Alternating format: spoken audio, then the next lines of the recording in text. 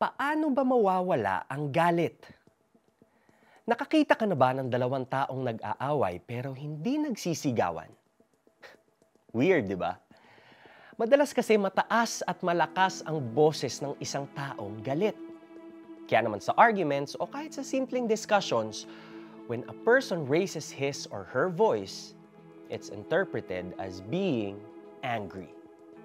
At kapag tumaas na ang boses ng kausap, mahahawa o magagalit din ang kausap nito. Worse, when left unchecked, it might escalate to fighting physically and can eventually ruin relationships. Words are powerful, and how we deliver them can make or break a person. Kaya naman reminder ng Diyos sa atin to be careful when we argue. No one wins by raising their voice. And fighting fire with fire leaves everyone burnt. Ang tunay na makakapagpanalo ng isang away is the one who practices gentleness and in turn becomes a peacemaker. This is true kahit pa sinasabi ng mundo sa atin na we should have the last say in every argument. Hindi kahinaan ang maging mahinahon para makaiwas sa mas malaking gulo. Ang sabi sa Proverbs 15:1a, a gentle answer will calm a person's anger. Kapag gentle o malumanay ang pagsasalita natin, it soothes the other person's emotions.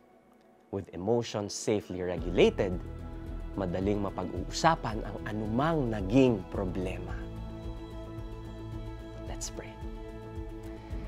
Dear God, forgive me for the times na hindi ako naging gentle and kind in speaking toward others.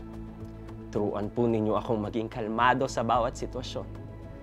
Help me see other people with eyes of grace and love. Make me a peacekeeper as I grow to be more like Jesus every day. In Jesus' name I pray. Amen. Read and memorize James 1:19-20. Whenever you are tempted to respond in anger, remind yourself of these verses. Ask the Holy Spirit to help you control your emotions and see the situation through God's perspective.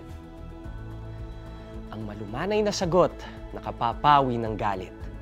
Ngunit sa tugong marahas, puot ay hindi mawawaglit. Mga Kawikaan 15:1. Ito po si Neo Rivera. God bless you.